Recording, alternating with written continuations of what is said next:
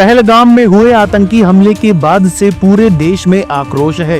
प्रधानमंत्री नरेंद्र मोदी ने बिहार के मधुबनी में एक सभा को संबोधित करते हुए कहा कि आतंकियों को दुनिया के अंत तक पीछा कर उन्हें अंजाम तक पहुंचाया जाएगा।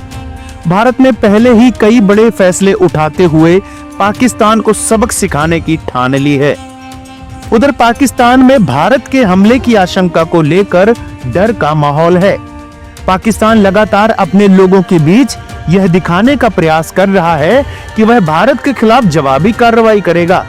पहले पाकिस्तान ने शिमला समझौता रद्द करने की धमकी दी और अब वह गीदड़ भभकी दे रहा है कि अगर भारत ने हमला किया तो अंजाम भुगतना पड़ेगा।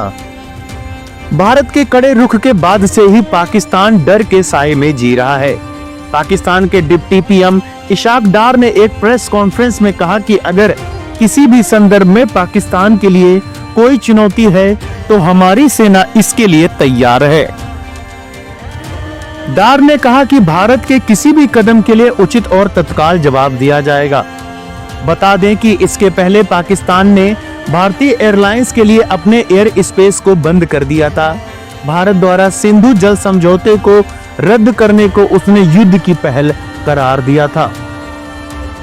इसी के साथ पाकिस्तान के रक्षा मंत्री ने कहा है कि अगर पाकिस्तानी नागरिकों को कोई क्षति होगी तो भारतीय सिविलियन को भी नुकसान उठाना पड़ेगा। बता दें कि भारत ने पाकिस्तानी नागरिकों को देश छोड़ने का अल्टीमेटम दे दिया है। भारत ने पाकिस्तानी नागरिकों का वीजा भी रद्द कर दिया है।